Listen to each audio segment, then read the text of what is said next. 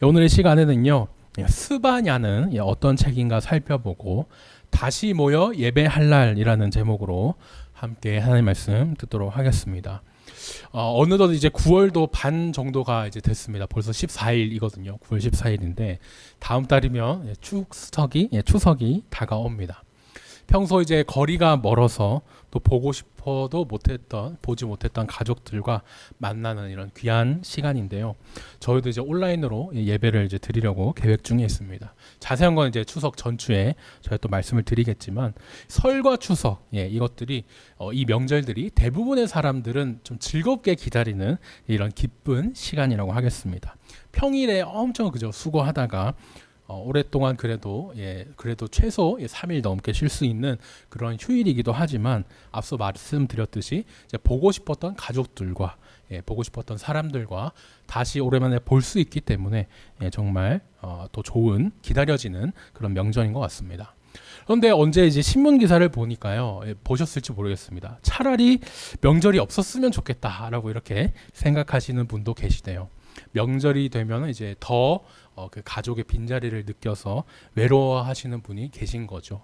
어떤 할머니는 이제 평소에 이제 문을 노인정이 여는데 이제 명절에는 열지 않으니까 더 외롭게 느끼시기도 하고, 심지어 관리자도 안 나오니까 그냥 집에서 TV만 외롭게 이제 보신다, 이런 얘기가 또 실려 있기도 했습니다. 근데 젊은 사람도 마찬가지더라고요. 이게 물론 고향을 떠난 이런 분도 계시지만, 특히 북한이 고향인 분들은 오히려 한국에 일하러 온 동남아 외국인 분들이 더 부럽다 그러더라고요. 왜냐하면 그분들도 돈 때문에 그렇지 마음만 먹으면 얼마든지 동남아로 가서 가족들과 시간을 보낼 수 있는데, 북한은 어떻게 갈 수가 없었습니까? 국가보안법이라든지 여러 그런 나라의 그런 상황이 있다 보니까 정말 이제 북쪽에 두고 온 가족들을 그리워하면서 아쉬워하는, 명절마다 그 보고 싶은 가족들 생각에 명절을 정말 오히려 피하고 싶은 그런 분이 계시는구나, 이것을 제가 또 알게 됐습니다. 이게 추석을 앞두고 분위기 초치자는 것도 아니고, 제가 왜 이 얘기를 하느냐, 당연히 그러려고 초치려고 하는 것은 아니고, 오늘 말씀에도 이 명절 때문에 근심하는 분들이 있었습니다. 이 스바냐 말씀이 나오는데, 물론 성경에 나오는 이 절기가 가장 대표적인 이 세 가지, 유월절, 초막절, 오순절, 이 우리의 설 추석과는 확실히 이제 다른 절기죠. 하지만 또 모두가 함께 모인다, 이러는 점에서 비슷한 점도 분명히 있는 것 같습니다. 가족끼리 다 같이 또 지키니까요. 스바냐에서도 이렇게 함께 모이고 싶은데 모이지 못한 사람들이 나옵니다. 그래서 절기가 되면 오히려 더 근심하는 사람들이 있어요.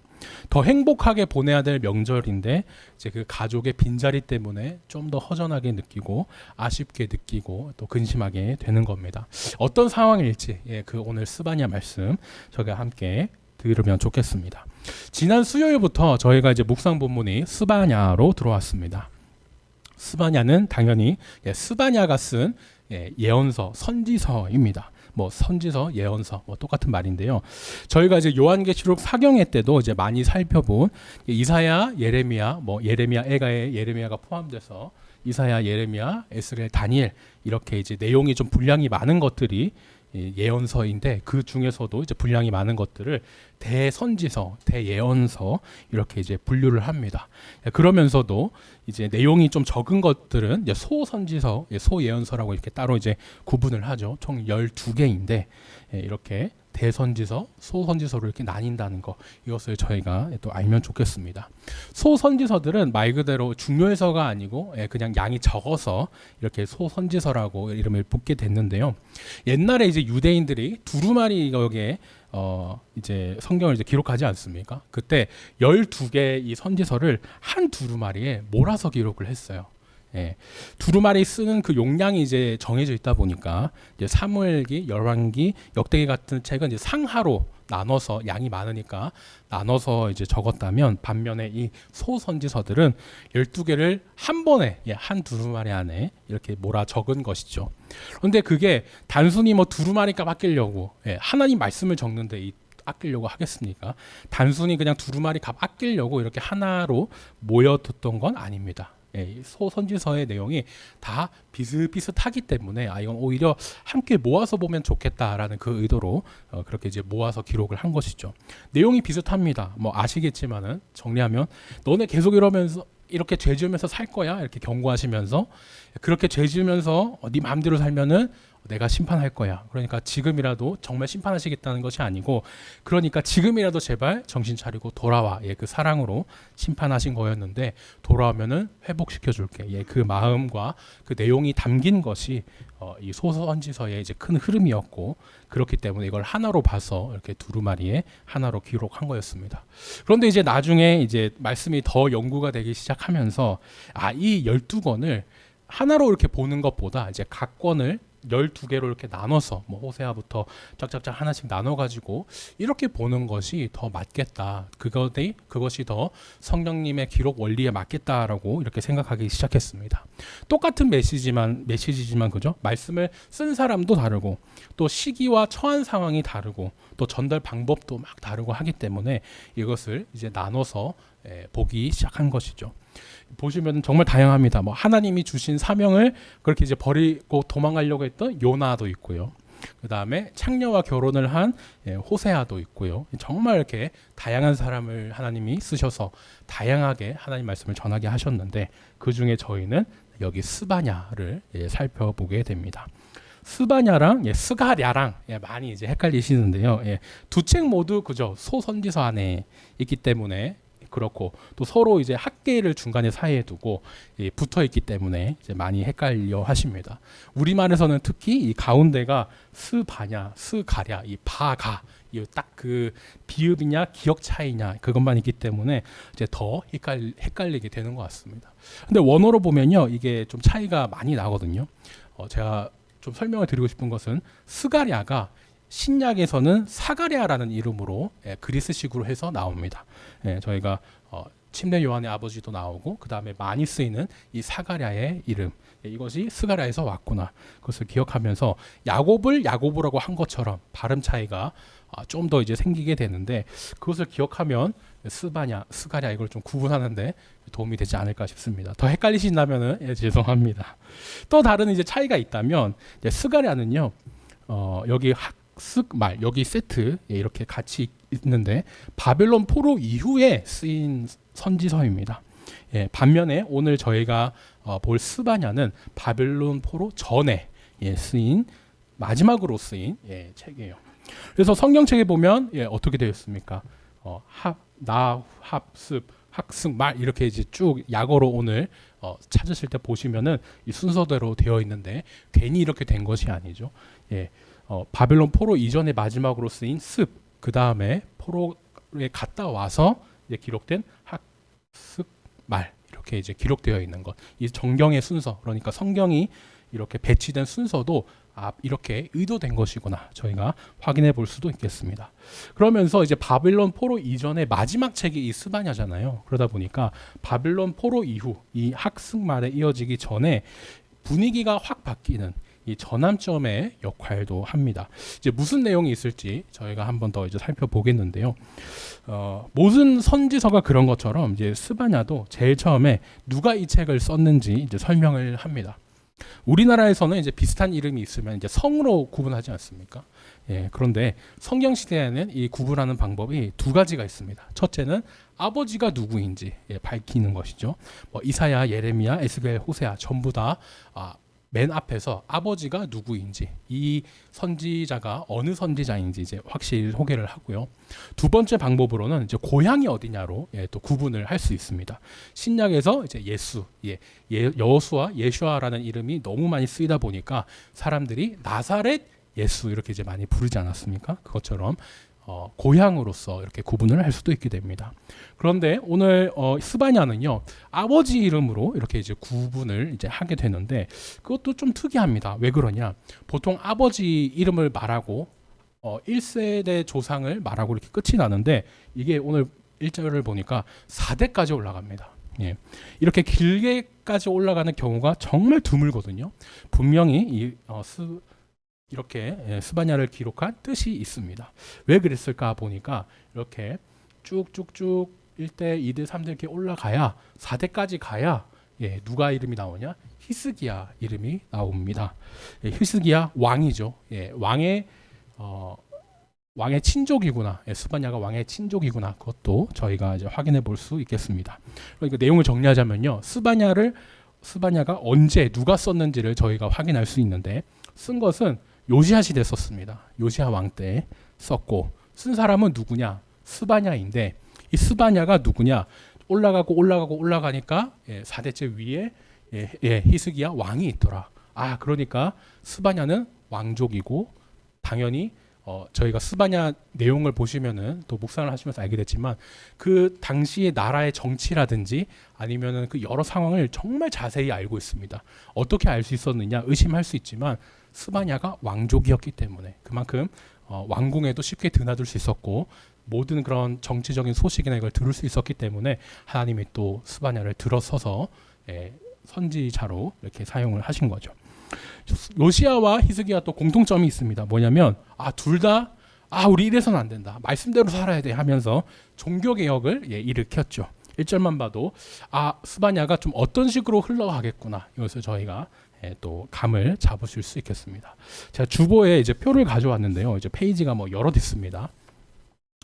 역대기가 구약의 총정리라고 한다면 이제 그 역대기에서 일어난 일들을 사울 이후부터 쭉 정리한 표예요.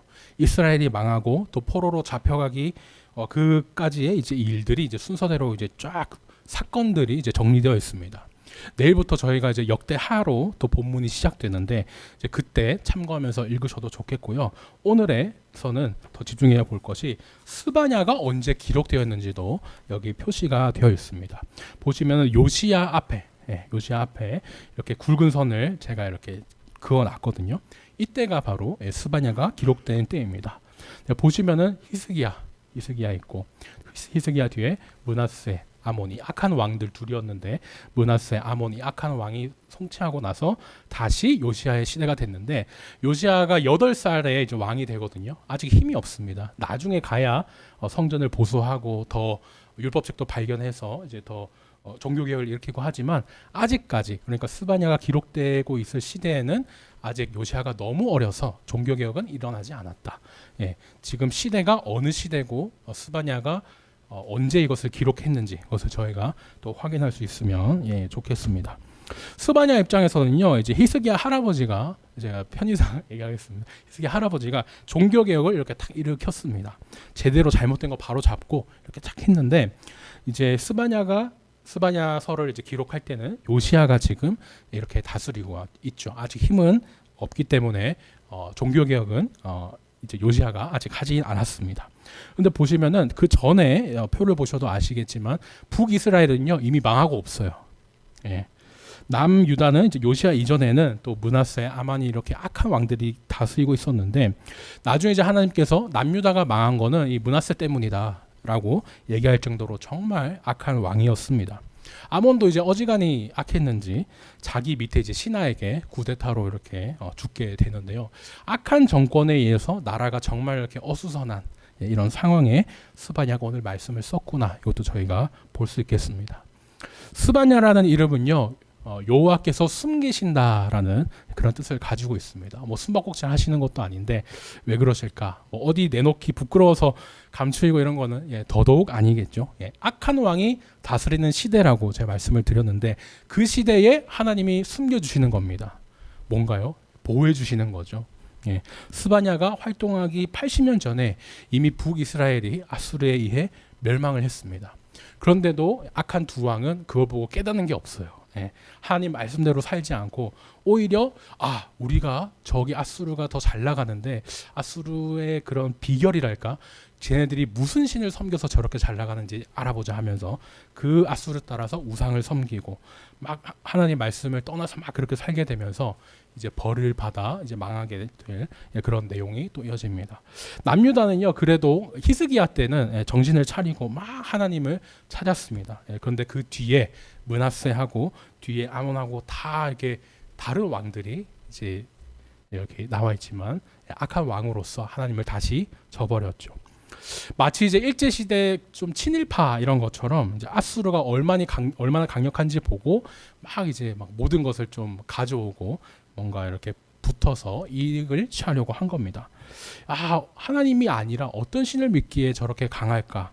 우상 숭배, 이방 풍습 그대로 가져와 가지고 이제 북이스라엘이 망한 게 하나님 믿지 않아서 망한 거였는데, 그것도 모르고 정신 차리지 못하고 아수르를 더 따라서 우상을 섬깁니다. 근데 아수르는요, 막 엄청 강제를 하진 않았어요. 야, 너네가 이제 우리 식민지 됐으면 우리 신 믿어야 돼, 이러지 않았습니다. 오히려 더 교묘하게 일제가 이제 3.1 운동 직후에 강제로 통치하다가 문화 통치로 바꿨거든요. 그 전에는 막 이제 뭐 한국어 쓰면 뭐 때리고 막 이렇게 문화를 말살하고 그랬는데, 느낀 거예요. 강제로 이게 때려 잡는다고 되는 게 아니구나. 오히려 3.1 운동처럼 더 이렇게 반발이 일으키니까 더 그런 교묘하게 일상생활 하려면은 일본식 이름을 써야 뭔가 행정 처리도 되고 문서도 뗄 수 있게 해놓고, 부와 성공을 가지려면 친일을 할 수밖에 없게끔 교묘하게 그렇게 하지 않았습니까? 그것처럼 아수르도 강제를 하진 않았지만 돈을 벌려면, 아니면 또 부와 명예, 성공 이런 걸 하려면 자기네 우상을 따르거나 자기 나라에 붙게끔 그렇게 교묘하게 욕을 한 것이죠. 거기에 홀라당 넘어가 버린 것이 므낫세와 또 아몬이라고 하겠습니다. 그런데요, 뭐 물론 이 아수르도 곧 등장할 바벨론에 의해서 망하게 됩니다. 스바냐 앞에 하박국이 있거든요. 이 하박국이 무슨 내용이냐? 너희가 아수르를 따라서 그렇게 계속 우상을 섬기지, 그 아수르도 결국에는 내가 바벨론 세워가지고 망하게 해버릴 거야. 너희 남유다도 망하게 할 거야. 이제 그 내용인데, 그 내용대로 정말 이제 이루어지는 그 흐름도 저희가 볼 수 있겠습니다. 스바나는요, 이렇게 이제 남유다가 망하는 날을 딱 알고 있었고, 그 날을 두고 여호와의 날, 들어보셨을 겁니다. 여호와의 날이라고 해요. 하나님이 이제 심판하시는 날을 여호와의 날이라고 한 겁니다. 스바냐 1장에서만 여호와의 날이라는 말이 정말 많이 나오거든요. 근데 계속 보시면은 남유다만 심판하지 않습니다. 남유다를 심판하셔서 망하게 하는 건 이제 맛보기인 거고, 열방, 그러니까 더 나아가서는 많은 나라와 온 세상, 우주를 또 심판하시겠다, 없애버리시겠다까지 그렇게 말씀을 하세요. 저희가 이제 계시록에서 본 것처럼 예수님이 다시 오실 때 또 세상을 심판하는 날이 이 여호와의 날이라고 신약에서 연결이 됩니다. 제가 스바냐를 말씀드릴 때 포로로 끌려가기 전에 마지막으로 기록된 책이 이 스바냐라고 이제 말씀을 드렸는데요. 처음에는 엄청 세게 말씀하시지 않으셨죠. 심판한다 하셨다가 안 들으니까 심판할 거야, 심판한다 했다, 이렇게 갈수록 더 이렇게 커집니다. 그것이 이제 스바냐 이 마지막에 와서는 얼마나 강하게 말씀하셨을지 그것도 저희가 더 확인해 볼 수 있습니다. 그런데 이제 더 놀라운 것은요, 스바냐 뒤에 이 포로 생활하고 갔다 와서 쓰인 학계, 스가랴, 말라기가 이제 나오는데, 이때부터는 또 분위기가 이 것을 앞두고 스바냐서 3장 들어가지고는 분위기가 확 바뀌게 됩니다. 그러니까 포로기 전과 후를 나누는 전환점이 스바냐인데, 이 스바냐 마지막에 와서 분위기가 이제 확 바뀌게 되는 거죠. 전에는 정말 매섭게 이제 막 혼쭐을 냅니다. 막 이렇게 심판하시겠다고 그렇게 하셨는데, 오늘 저희가 읽은 3장 9절부터 이 3장 9절 사실상 이제 스바냐의 마지막에 해당하는 이 내용인데, 이때부터는 갑자기 혼내시다가 회복해 주시겠다고 이렇게 내용이 확 바뀌게 됩니다. 저희가 읽었던 내용인데, 이제 포로에 잡혀가 있을 때 붙잡을 그 소망의 말씀을 포로로 끌려가기 전에 그래도 던져주신 거예요. 던져주셨다기보다는 포로에 가서 의지할 말씀을 하나님께서 이제 전해주신 겁니다. 9절 전에 이제 8절까지만 해도 제가 예로 들고 왔는데 정말 뭐 무시무시합니다. 너 각오해. 심판의 날 딱 기다리고 있어. 내가 크게 작정하고 나의 모든 분노와 진노를 너에게 남김없이 쏟아 부을 것인데, 많은 나라와 민족 모아가지고 너를 멸망시킬 거야. 너를 나의 질투의 불길에 네 온 땅이 타버릴 거야. 이런 식으로 정말 신랄하게 그리고 무섭게 막 이렇게 혼을 내시는데, 갑자기 저희가 읽은 9절부터 내용이 분위기가 확 바뀝니다. 이렇게 입술 깨끗하게 하여 이를 부르며 나를 섬기게 하겠다. 뒤에 더 이제 예배하는 그런 내용이 나오는데, 이런 거죠. 마치 부모님이 회초리를 들고 막 자녀를 혼내다가 막 이렇게 손을 듭니다. 자녀는 때리겠구나 이렇게 이제 약간 움찔을 하는데, 갑자기 확 이제 안아주시는 거예요.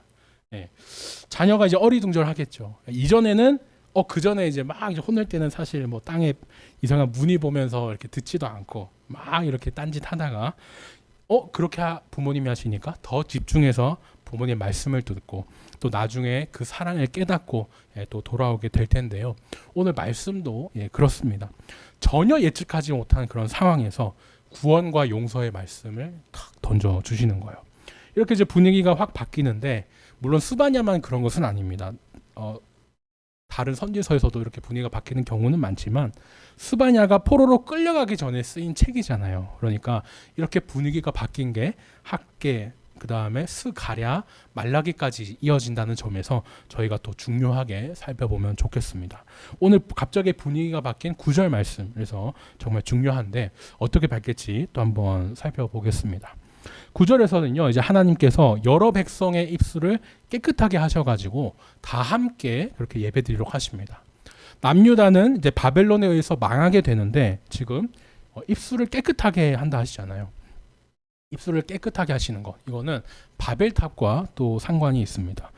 바벨론, 바벨탑, 이 발음이 비슷한데 일부러 이렇게 이제 의도를 한 것이죠. 바벨탑 전에는 어땠습니까? 모든 사람들이 한 곳에 모여가지고 이제 같은 언어를 쓸 때 그렇게 같은 언어로 살고 있으니까 야, 우리 하나님 없이 살아보자, 우리 하나님 같이 높아지자 하면서 바벨탑을 쌓다가 심판을 받아가지고 이제 뿔뿔이 흩어졌잖아요. 그런데 오늘 말씀은 반대입니다. 남유다를 심판하려고 이제 앞에서 하나님이 내가 모든 나라와 민족들을 이끌어가지고 너네 이제 심판할 거라고 그렇게 모으셨는데 9절에 보니까 그 모든 민족과 나라의 입술이 깨끗하게 돼가지고 하나님을 예배한다는 거예요.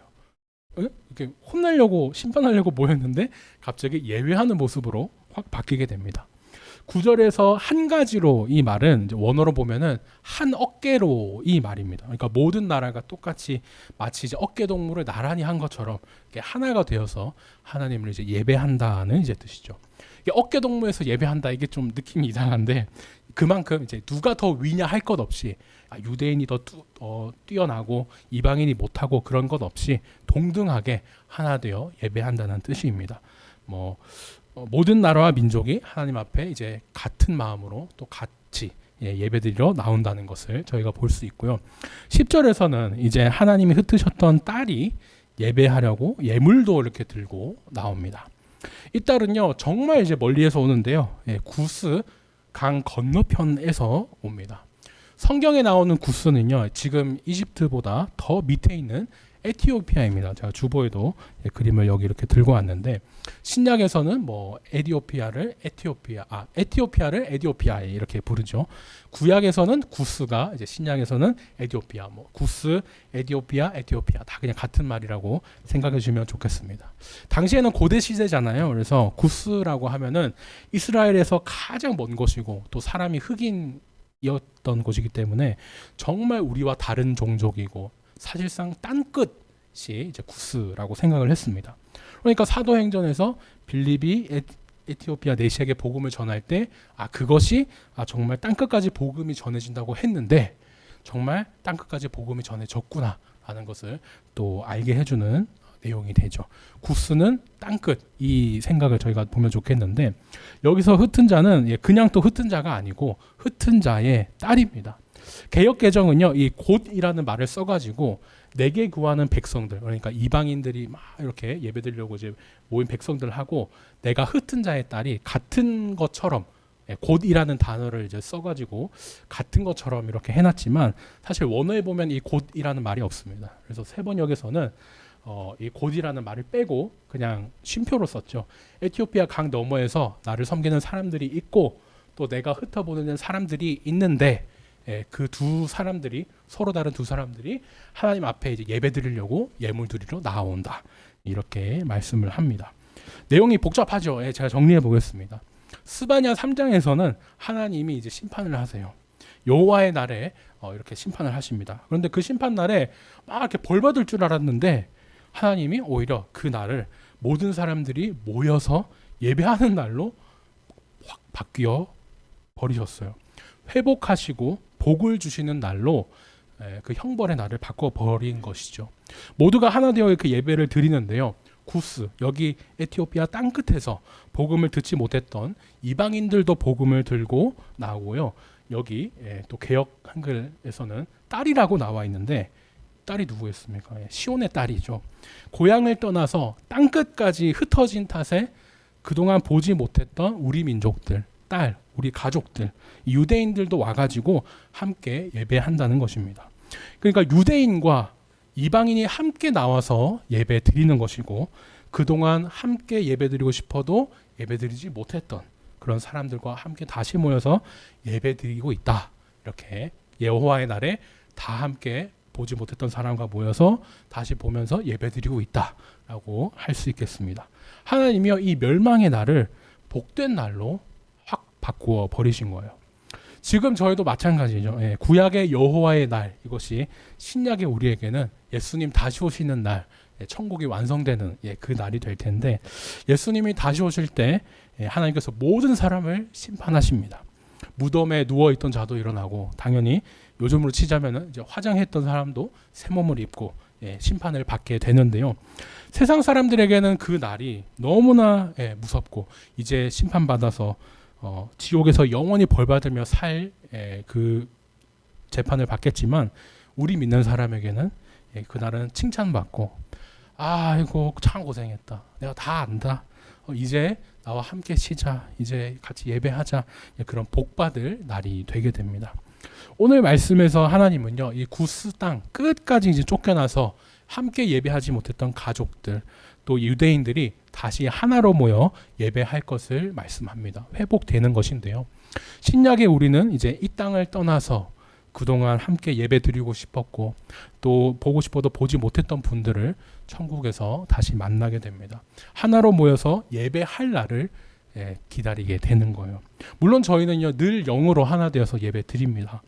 믿는 성도가 영으로 하나 된다는 것은 뭐 성찬할 때도 그렇지만, 저희가 과거, 현재, 미래의 모든 그 하나님 믿는 백성들이 나오는 것이기 때문에, 뭐 모세도 그렇고 바울도 그렇고 우리가 또 소천하신 모든 분도 그렇고 함께 성도라면 함께 이렇게 교제하는 것인데요. 그것과 다르게 또 예수님이 다시 올 때는 저희가 새 예루살렘에서 새 몸으로 또 하나 되어 예배 드릴 수 있습니다. 영으로 하나 되는 게 아니고 진짜 몸으로도 하나 돼서 만나서 예배 드릴 수 있다는 것, 그것이 또 저희가 가질 소망 아니겠습니까?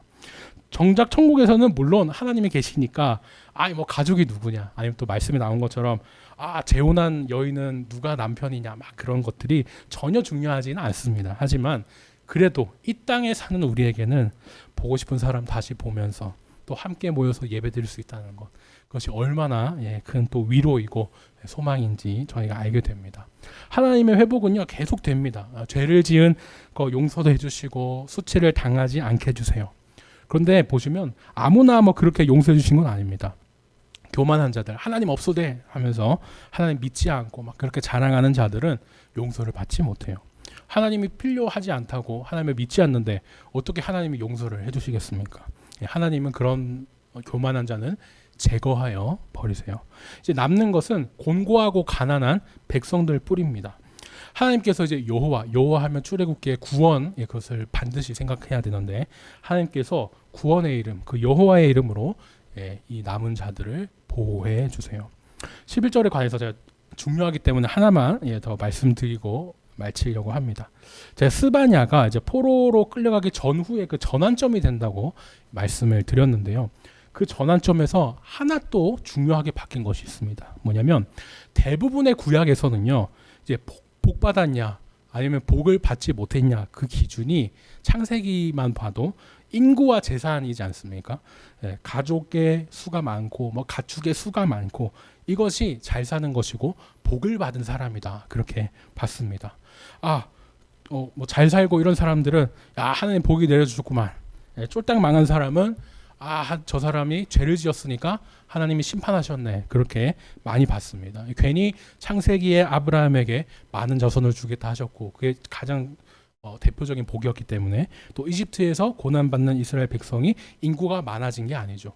하나님은 복을 주셨다, 그 가운데서도. 그 의미로 제가 볼 수 있는데, 근데 이상합니다. 신약에서는요, 이 돈 많고 이런 것들이 뭔가 이렇게 칭찬받는 그런 요소가 아니게 됩니다. 뭐냐면 부자가 신약에서 내가 이렇게 부유할 수 있던 거는 하나님이 복을 주셔서 그런 거야.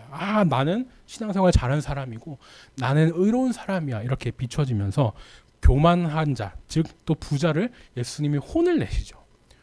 구약에서는 그랬는데 갑자기 왜 또 태도를 바꾸셨다는 표현은 그렇고 신약에 와서는 이렇게 바뀌었는가 생각을 할 수 있는데 그 가난에 대한 전환점, 그것이 또 오늘 스바냐입니다. 이제 바벨론에 이제 포로로 끌려갑니다. 이제 바벨론 포로 전에 마지막으로 쓰였던 선지서기 때문에 스바냐 이후로 이제 바벨론에 가게 됐는데 끌려가면 어떻게 됩니까? 인구를 늘리고 싶어도 못 늘립니다. 그리고 부유하고 싶어도 부유하지 못합니다. 하나님은 이 사실을 알고 계셨죠. 그래서 가난이라는 것이 스바냐 전에는 이게 복을 받지 못한 것이고 하나님이 복을 주시지 않은 거고 심판받은 것이고 죄를 지었다는 증거처럼 그렇게 여겨졌다면 스바냐 이후로 가난에 대한 인식이 또 바뀝니다. 그래, 가난은 오히려 일용한 양식을 주시는 하나님을 붙잡게 하고 나의 잘남과 교만을 내려놓게 하시는 거구나. 그렇게 이제 알게 되면서 또 포로 생활을 하면서 확 바뀌게 돼요. 그렇게 이제 신약에 와서는 그 인식들이 다 바뀌게 되는데 이제 신약에 와서 그 부자나 율법학자가 정말 이 구약의 스바냐 말씀을 제대로 읽었었다면 율법학자가 율법을 몰랐던 거죠. 제대로 이 스바냐 말씀을 읽었다면 결코 스스로 돈 많다고 내가 하나님께 복받은 증거야. 내가 하나님께 복받았으니까 나는 의로운 사람이야. 넌 가난하니까 죄를 지은 사람이야 하면서 그렇게 함부로 정죄하거나 하지 않았을 겁니다. 오히려 세리와 같이 돈을 가지고도 내가 이 돈 때문에 하나님을 속인 것 아닐까, 아니면 하나님 대신 내가 돈을 의지하진 않았을까, 이렇게 부끄러워하는 그런 모습이 되어야겠죠.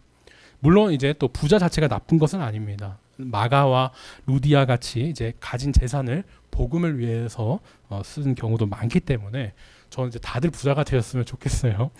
그러나 이 돈 자체는 덕이 될 수도 있고 안 될 수도 있으니까 저희가 돈이 있다고 해서 막 이렇게 우쭐될 것도 아니고 또 없다고 해서 또 은맥이 주고 이렇게 낙심하지도 말아야겠습니다. 곤고하고 가난한 자는 하나님의 이름으로, 여호와 하나님의 이름으로 보호를 받게 될 것입니다. 이제 말씀을 정리하겠습니다. 지금까지 저희가 스바냐는 어떤 책인가 이것을 살펴보고 다시 모여 예배할 날이라는 제목으로 말씀 들었습니다. 스바냐는요, 여호와의 날에 일어날 이 심판과 회복에 대해서 말씀하셨습니다. 가까이에는 이제 남유다가 하나님의 심판을 받아서 멸망할 것을 이제 얘기했지만 멀리는 이제 모든 나라, 이 온 세상과 우주에 대한 심판과 회복도 말씀하셨죠. 그것이 더 멀리 와서 신약에 사는 우리에게는 어떻게 됩니까? 예수님 다시 오실 날에 일어날 일들을 또 말씀해 주십니다. 믿는 우리는 이미 이제 회복이 됐기 때문에 이 다시 오실 날에 어떤 일이 일어날 것인가? 심판의 날이 오겠지만 그 심판의 날은 우리에게 벌 받는 날이 아니고 회복이 되는 날이고 복이 되는 그런 날이 됩니다. 하나님은 교만한 자를 없애버리셔서 곤고하고 가난하게 남겨진 우리를 여호와의 이름으로 지켜주세요. 정말 큰 소망이면서도 그러면서 또 다른 소망이 또 있습니다. 뭐냐면 오늘 제목대로 다시 모여 예배할 수 있다는 것입니다. 이 땅을 떠나서 보고 싶어도 보지 못했던 사람, 또 천국에서 그 사람을 보고 싶었던 그 사람이 있다면 정말 완성된 천국에서 다시 만나고 다시 모여서 예배드릴 수 있는, 그것이 우리 신앙인이 가질 수 있는 정말 큰 소망이지 않을까 싶어요. 스바냐의 많은 내용은요 이미 신약에서 이루어졌습니다. 하지만 아직 이루어지지 않은 게 있거든요. 예수님이 다시 안 오셨습니다. 그래서 저희는 오늘 말씀해 주신 이 소망을 가지고 계속 기다려야겠죠. 예수님 다시 오실 그때까지 저희가 기다려야 하겠습니다. 바라기는 예수님 다시 오실 날을 기다리면서 지금의 이 곤고하고 가난한 시간 또 고난을 소망으로 이겨내는 저와 우리 모든 느지한 성도님 되시기를 예수님의 이름으로 축원합니다.